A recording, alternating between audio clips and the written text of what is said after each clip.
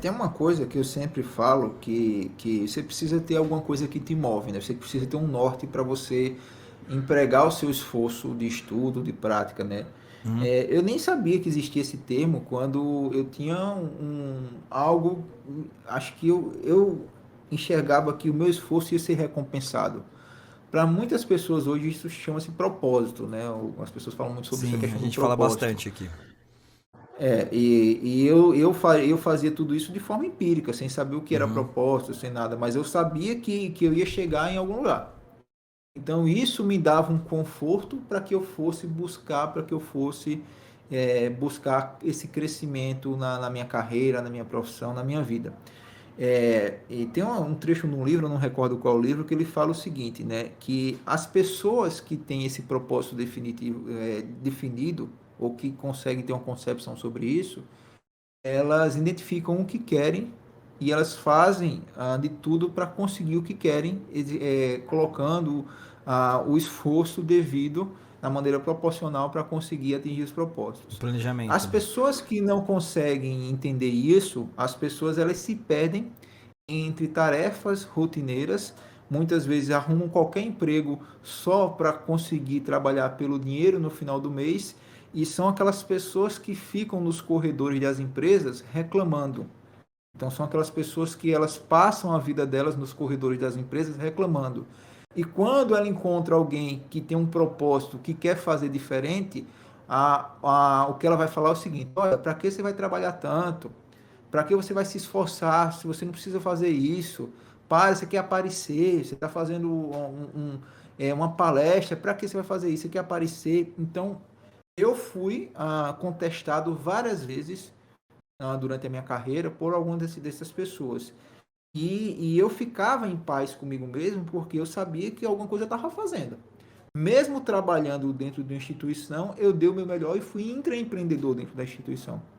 E as pessoas elas não percebem isso. As pessoas elas acham que é tudo vir atrás do dinheiro. Aí entra naquele outro paradoxo da corrida dos ratos do Robert Kiyosaki, do livro Pai Rico, Pai Pobre, onde ele fala que as pessoas ficam em looping, de segunda a sexta-feira, segunda é o pior dia da Sim. semana, sexta-feira entra no sextou e a vida é uma festa para aquelas pessoas.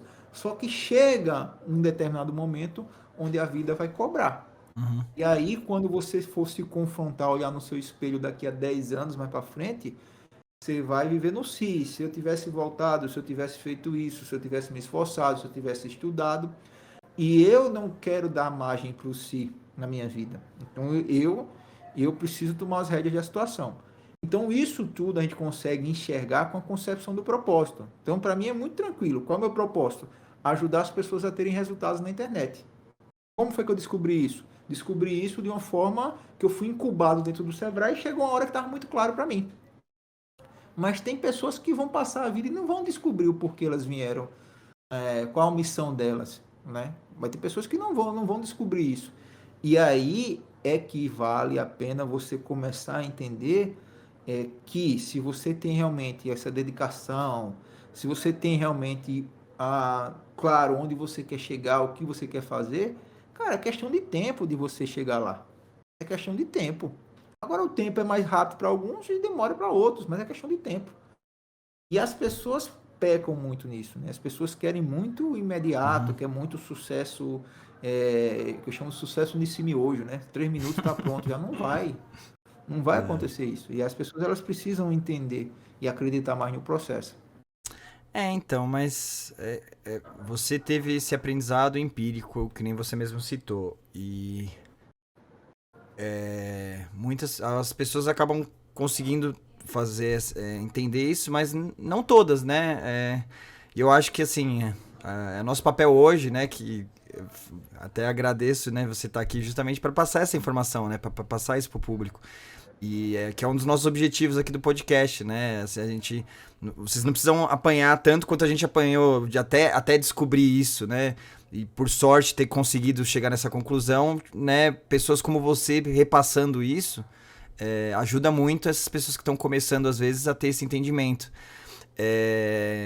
E é um exercício de paciência, né? E é difícil ter paciência, principalmente quando você com tudo que a gente vê hoje, ainda mais com internet, Instagram, né? Aí é um pouco culpa do marketing também, né?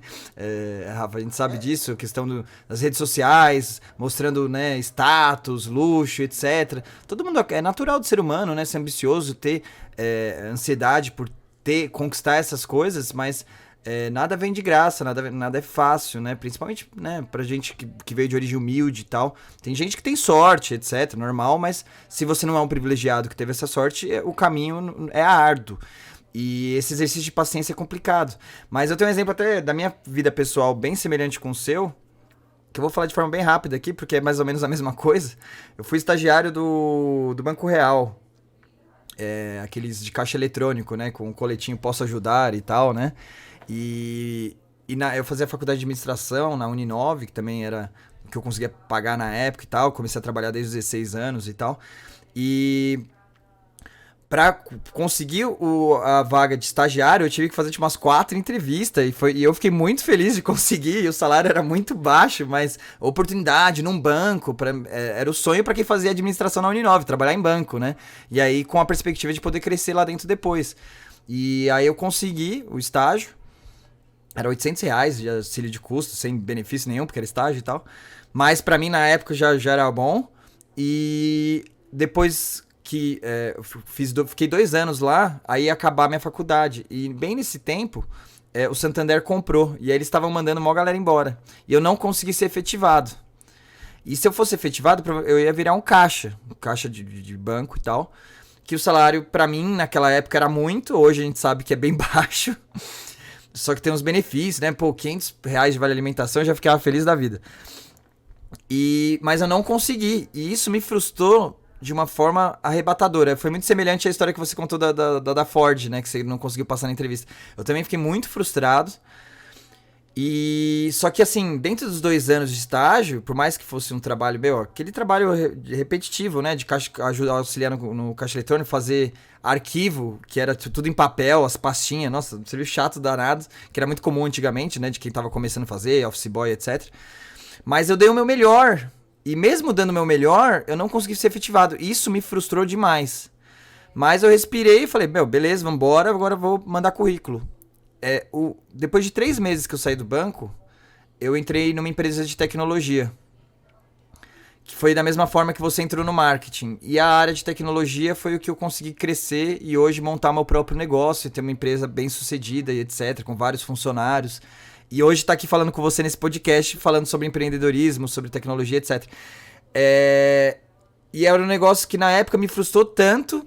E foi a melhor coisa que me aconteceu ao mesmo tempo. E é a questão da paciência, né? Imagina se eu, né, ficasse puto, deixasse tudo a perder e desistisse dos meus sonhos e tal.